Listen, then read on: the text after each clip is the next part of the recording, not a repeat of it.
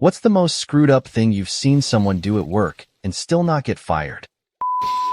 I worked with a guy who literally had no job. He was the studio supervisor, but there was no activity in the studio to supervise because the studio had effectively become non-operational. He coasted for a full 8 years at this job. He would come in the morning, open his email, get coffee, gossip, and complain about the industry for an hour. Then he'd leave for an hour, come back for lunch, leave for another 3 hours, come back, send a few emails, and then officially leave for the day. It was infuriating and majestic. Sounds like this guy's living the dream. I worked at a school for kids who needed emotional support. We had a classroom aide who would scream at kids until they cried and then actively mock them for crying. These kids were 7 and came from horrifically abusive homes. It sucked to work in a place that allowed abusive behavior to continue. She was close family friends with the principal. It's very hard to help a child when they learn from a young age that adults aren't able to make things better and that adults are capable of incredibly mean things. Adults are capable of very mean things, right, Mom? He liked throwing ice cubes into the deep fryer. He'd stand far enough away that he wouldn't get splashed, which made it a complete surprise to the person working the fryer. If you've never done this, it causes a mini explosion of bubbles and molten grease, which splashes everywhere and at the very least makes a mess. When this got too boring, he started stealing kids' meal toys and chucking them into the fryer. It took longer for them to start melting, and if he couldn't get them out, we had to turn the thing off for the rest of the day because it takes hours for it to cool off enough to retrieve something, and then at least another hour to heat back up. I can't remember what it was that he threw, but it caught on fire. He ended up pulling it out with a pair of metal tongs and threw it in the sink. Then he turned on the water, which, to his surprise, caused a bigger fire. Did he get burned? Yes. Did he get fired? No. Did he do it again? Sort of. I think he went back to ice cubes after that. I worked at a really nice restaurant, and our head chef at the time would come in so spun out on meth that he would admit to seeing shadow people. He would often have to help us on the line, only to be a total mess. Also, at the same place, one of his other friends who he smoked with was noticeably tweaked and cut half his finger off on the slicer. Unfortunately, I know a few chefs like that. I worked at a pizza restaurant when I was 16. The place was absolute anarchy and impossible to get fired from. I'd smoke weed with my bosses. They'd joke with me, saying, "Try not to get too high today," all while on the clock. The supervisor would take an hour or more on his 30-minute breaks and come back blasted. We'd all make ourselves free food whenever we wanted. No one was properly trained, so proper procedures were obviously out the window. No one would claim their tips, so we were being sued by the IRS. Again, no one followed procedures, so the health department was on our tails. At a previous job, we had an employee who was called in to clean on an as-needed basis. The employee, who we will call Fred, owed a lot of child support. After an unusually long break from not working, we called Fred in to clean the workplace. I think he expected to be paid under the table because when he was given a paycheck, it was nearly zero due to all the back-due child support he owed, which we were forced to take from his paycheck. He literally started screaming, swearing, calling the boss every name you can think of, punching walls, and threatening to shoot up the place. The boss still calls him back to work as needed to clean because he is really good at cleaning. Fred, what were you up to? Not mine, but something an old buddy of mine did 15 plus years ago. He worked for a really big gaming company that was just about to ship a major title. Like, major. Because of beta testing, there was a code in the game that would disable the beta copies the day after the game officially dropped. His job was to make sure that code was removed before they burned all the official CDs for the game's release. Guess who forgot to remove the code? The company had already burned tens of thousands, maybe more, of game discs and boxed them up for shipment before my buddy realized his mistake and came clean to his boss. They had to reburn, replace, and rebox every copy of the game and do it in time to meet the launch date. It cost a lot of people a lot of extra time and grief, but ultimately, it worked. My buddy got to keep his job. Edit. For those interested, the company was Bethesda Softworks, and I believe the game was Morrowind. Their offices were in Rockville, Maryland, at the time. and I used to go meet my friend over there for lunch every couple of weeks. If I recall correctly, he was in charge of coding the sky effects for the game. Well, that and removing the code that would brick the game after release. It's always that one little thing that people specifically ask you to do, and you just somehow forget. I worked at a web hosting tech support company, and a coworker accidentally deleted a customer's website. This was on a Unix system, so it wasn't impossible to undo the delete. He deleted the command history to cover his mistake and then told the customer that the website was lost due to a hard drive failure. The customer hadn't been keeping backups and said that he lost his entire livelihood. The employee told management about the situation, and they ran with it to avoid getting sued. They told the customer that hardware issues sometimes happen, and because he hadn't opted into our managed backup services, the data loss was on him. They offered the customer several months of free web hosting as compensation. A week after seeing this play out, I put in my 2 weeks' notice. We hired a woman to my team. Her job was to do exactly what I did. We work from home, but we have constant conference calls and a ton of work to do. It's simply not possible to slack off without being noticed. I trained her, and she shadowed me for a couple of months. She should have been ready to go off on her own, but she kept asking the same questions again and again. It was like she wasn't even listening to anything we said, which was super annoying. Then, about 3 months in, she disappeared, stopped logging into calls, stopped logging into Skype, stopped everything.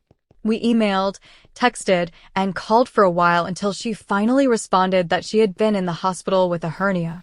Now, my mother had hernia surgery in her 70s and was home within a few hours, so red flag. We were also stunned and deeply offended that she never bothered to call, text, email, anything to say she'd be out. Never in my 20-year career have I seen anything like it. In my personal opinion, I thought she should have been fired right then and there, but our boss didn't want to make a big deal out of it. She didn't want to tell the big boss for some reason. I'm still baffled by that, but that meant neither the powers that be nor HR had any idea it had ever happened. After having fallen off the planet for about 10 days, she finally came back. Both our boss and I counseled her a lot about communication. Things happen, we get it, just talk to us. Let us know what's going on. Benefit of the doubt, right? Yeah, a little over a month later, I noticed she wasn't joining calls or logging into Skype. She kept saying she was having connection issues. Fine. Once again, tell us and, for God's sake, call tech support. But then she was offline for an entire week, so we tried hunting her down again. Nothing. No response, no communication, nothing. This time the issue escalated, and HR got involved. After a total of 2 weeks, she apparently told HR she was having medical issues. She was counseled that she had to log on and fill out her timesheets to reflect she was out of the office for all the time she was gone. She was given a deadline of a week to do this. This never happened, and she was still employed. Please note, at this point, she had still not spoken a word to either myself, HR, or our boss. So now we're at 3 weeks of radio silence, and HR contacts our boss to say the new hire had reached out to say she's filing for short-term disability. Fine, whatever. We wait, and obviously, she never filed. Finally, a month after disappearing for the second time with zero communication, she was terminated. The amount of work I had to pick up thanks to her disappearing act was madness. I'm talking upwards of 80 hours a week for more than a month. I am still bitter about it. Maybe she was just too scared to quit, and ghosting was the best way for her to do it. I'm not coming in. When? Just forever. Finally, one I can answer. Our department went for a team-building overnight stay abroad. The next day, when we were supposed to meet at the airport, he was nowhere to be found. His phone was off. Bosses rang the hospitals, filed a missing persons report, you name it. A week later, the bosses went back to the country to find him. Again, nothing. His wife and child hadn't heard anything. A week later, he turns up for work like nothing happened. He had decided to jump on an earlier flight to Thailand for a week holiday without telling a soul. A couple of meetings with the bosses. I guess his wife made him feel it, but that was never disclosed. I work in the office of a major retailer. I have a coworker who's made several negligent blunders that have cost the company millions in lost sales. He has regularly failed to monitor the flow of advertised goods until it is too late to react, resulting in lost sales. He once decided that if someone he works with screws up, it isn't his problem to fix it. He wouldn't even tell them about it so they could fix it. Of course, it quite literally is his problem to fix it. This caused lots of failed shipments and flows that again cost lost sales. He failed to monitor inventory levels on regular stock items. Sales obviously spiked during Christmas time, which caused him to run out of half his inventory and thus lose sales. To my knowledge, he's only recently gotten a formal reprimand for that last one. How it took so long is beyond me. In Wisconsin, at a pretty nice hotel, our room service chef. I get in for the night, and my coworker is fielding a call from a very loud guest. I can tell that it's going bad, very bad. He hangs up, looks down in sadness for a bit, gets up, and slowly walks to the kitchen. His next words were burned into my head. "Cook's name, can I see your hand?" The cook looks down and notices his Band-Aid is missing. It had made its way into a pizza that went up to a customer. The guest said his wife had it in her mouth. Was the cook fired? No. Oh my gosh. Look, I love pizza. I love it to death, but if I ever ate a Band-Aid off one, I can't imagine having another slice. I work in the healthcare field. I had one coworker who never wasted his narcotics properly with a witness. He would just have them signed out solo and say, "Oh yeah, the patient didn't want them, so I disposed of it," with zero verification. We had a lot of liquid narcotics whose counts suddenly went mysteriously off after he'd been on shift. Somehow, he did not get fired or even investigated. He wound up quitting after a few months. Good riddance. My boss forged my name on a number of documents because she didn't have the required certifications to sign the documents herself, and I had refused to sign them. I know this because after things went horribly south, they tried to claim that I had been the one to screw up and showed me my slasher signature. She got promoted instead of fired. That way, I didn't have to quit. You will never guess whose mother owned the company. Oh boy. My grandfather was a computer technician at my dad's school when he was growing up. The man had no experience with computers since they were still kind of a new thing.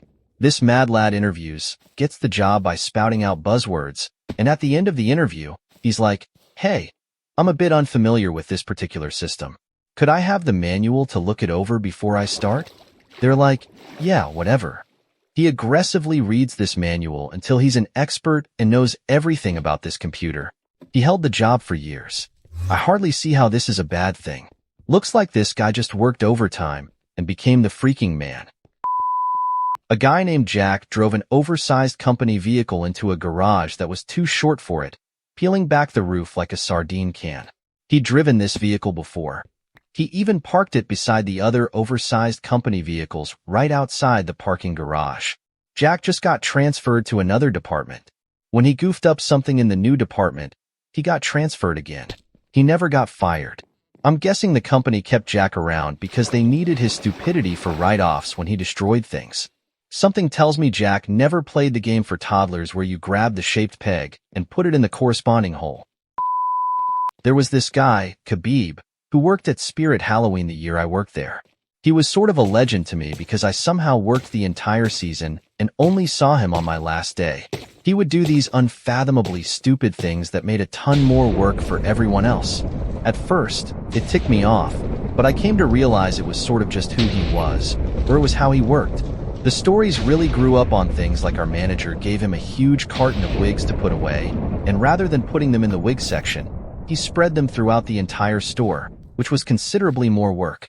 When confronted, he denied he'd done this, then asked how the manager could know it was him. The stories went on and on. Maybe you'd have to be in that working environment to know why things like this were so funny. We had some of the absolute weirdest people working there, and the customers were always completely normal and understanding. The manager hated kids and strongly disliked Halloween, so she was always pretty grumpy. It's hard to explain. I feel like anybody who works at a Spirit at Halloween should be up for any sort of supernatural oddities. Or Khabib, I guess. I'm leaving the job partially for this reason. My manager speaks to all the employees like they are idiots, and despite multiple HR reports, she still works here. She talks down to people and belittles them, makes decisions, and tells people to do things just to throw her weight around. Rather than let people take sick days, she makes them take them as personal days. Also, when people try to call out when they are legitimately sick, she will try to make them feel bad so they won't call out and guilt trip them. If someone actually calls out, she treats them like crap the day after as payment for calling out sick, like how dare you get sick. This guy at the DQ I worked at did all sorts of crazy stuff. He pulled my hair, then screamed at me. He pushed an underage kid with a lot of force. He called a 15-year-old girl a nice piece of butt. This dude was 34.